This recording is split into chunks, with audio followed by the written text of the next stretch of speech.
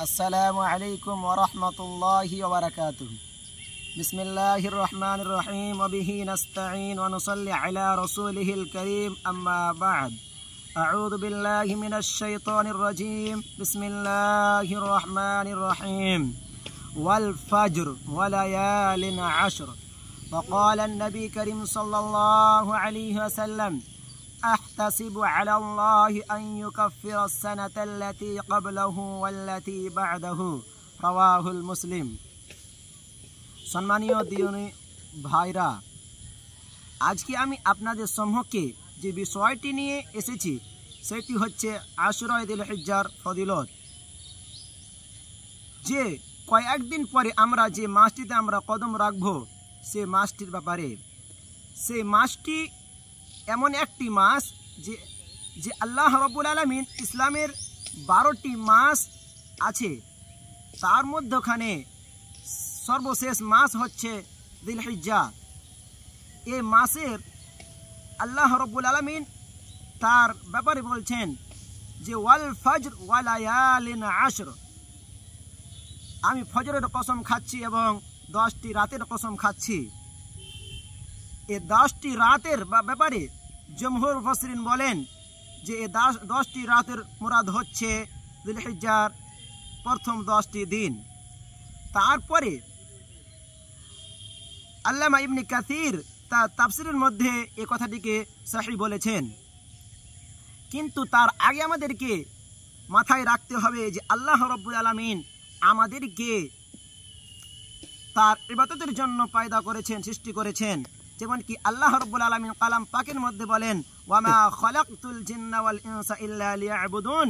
আমি মানব জাতিকে এবং জিনকে শুধুমাত্র আমার ইবাদতের জন্য সৃষ্টি করেছি। কিন্তু আল্লাহ রাব্বুল আলামিন এবং নবী মুহাম্মদ সাল্লাল্লাহু আলাইহি ওয়াসাল্লাম আমাদেরকে কিছু টাইম বলেছেন যে সে টাইমগুলো হচ্ছে অতি উত্তম। সে টাইমগুলো আল্লাহ রাব্বুল আলামিন আমাদের ইবাদতগুলোকে তাড়াতাড়িগুলো অংশগ্রহণ করে এবং সেগুলোকে ইবাদত করলে আমাদের অনেক সওয়াব পাওয়া যায়। তার আগে আমাদেরকে জানতে হবে যে আল্লাহ রাব্বুল আলামিন যে কালাম পাকের মধ্যে বলেছেন যে ওয়াল ফজর ওয়া লায়ালিন আশর। আল্লাহ রাব্বুল আলামিন যে কসম খাচ্ছেন সে আমাদেরকে মাথায় রাখতে হবে যে আল্লাহ রাব্বুল আলামিন কিছু ছোট মোটো জিনিসের কসম খান না। আল্লাহ রাব্বুল আলামিন কসম যে খেয়েছেন তার মানে হচ্ছে সেই দিনটি হচ্ছে অতি উত্তম দিন। শুধু তাই নয়, আল্লামা ইবনে হাজার ফাতুহুল বারি তার কিতাবের মধ্যে বলছেন যে এ 10টি দিন এমন একটি দিন যে আল্লাহ রাব্বুল আলামিন 12টি মাসের মধ্যে কোনো এমন মাস নাই যে পূর্ণভাবে, যেমন কি ইসলামের মধ্যে 5টি জিনিস সুতুন আছে, 5টি সুতুন একই সাথে জমা হয়, শুধুমাত্র এই মাসে এই 10 দিনে জমা হয়। যেমন কি ইত্যাদি আপনার আশহাদু আল্লা ইলাহা ইল্লাল্লাহ ওয়াহদাহু লা শারীকা লাহ ওয়া আশহাদু আন্না মুহাম্মাদান আবদুহু ওয়া রাসূল, নামাজ, রোজা, হজ, যাকাত, এই মাসে প্রত্যেক জিনিস জমা হয়। 5টি জিনিস পূর্ণভাবে মাসে জমা করানো হয়, অন্য এমন মাসে এই জিনিসটিকে জমা করানো হয় না। তাই বলানো হয়েছে এই মাসটি হচ্ছে অনেক ফজিলত, এই মাসটির 10টি দিন হচ্ছে অনেক গুরুত্বপূর্ণ দিন।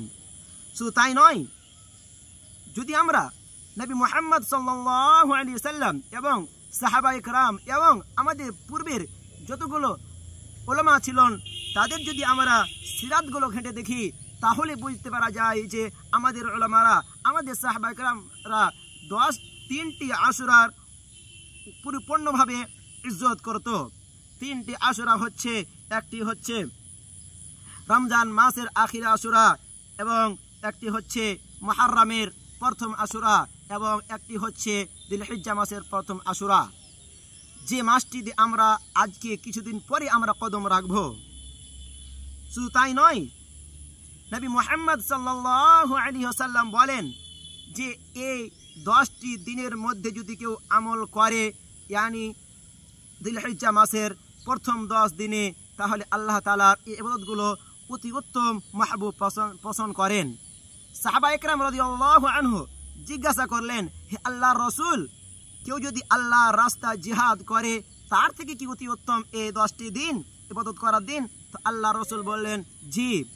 কিন্তু কেউ যদি আল্লাহর রাস্তায় সে তার মাল এবং তার জান নিয়ে বাড়ি থেকে বেরিয়ে গেল, তার সমস্ত জিনিসকে, তার মালকে এবং তার জানকে শহীদ হয়ে গেল, তার মালকে খরচ করে দিল, সে হবে অতি উত্তম। তাছাড়া যদি সব থেকে অতি উত্তম হচ্ছে যে এ 10টি দিনে ইবাদত করবে। সে হাদিসটি হচ্ছে রাওয়াহুল আহমদ, এবং এমতো কথা, এমতো লফজ, এমতো মানা বুখারীর মধ্যে এসেছেন। শুধু তাই নয়, এ মাসের মধ্যে একটি রোজা রাখতে হয় যে 9 তারিখে। তাই নবী মুহাম্মদ সাল্লাল্লাহু আলাইহি ওয়াসাল্লাম বলেন যে সাওমু ইয়াউমি আরাফাত আহতাসিবু আলা আল্লাহি আন ইউকাফিরা সানাতাল্লাতী ক্বাবলাহু ওয়াল্লাতী বা'দাহু, রাওয়াহুল মুসলিম 1162।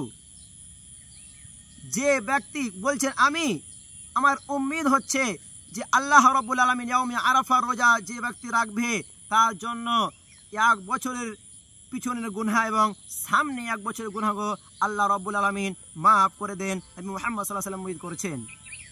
আমাদেরকে দরকার যে আমরা এই দিনে খাস করে এই 10টি দিন যেন আমরা আমাদের ইবাদত করে গুজারতে পারি, ইবাদত যেন করে কাটাতে পারি। শুধু তাই নয়, নবী মুহাম্মদ সাল্লাল্লাহু আলাইহি ওয়াসাল্লাম বলেন কেউ যদি 1টি রোজা আল্লাহকে খুশি করার জন্য রাখে, সে ব্যক্তির চেহারাকে আল্লাহ রাব্বুল আলামিন জাহান্নাম থেকে 70,000 বছর দূরে রাখছেন। সে হাদিসটি হচ্ছেন বুখারী 2840 এবং মুসলিম 1153 হাদিসটি বলা হয়েছেন। কিন্তু আমাদের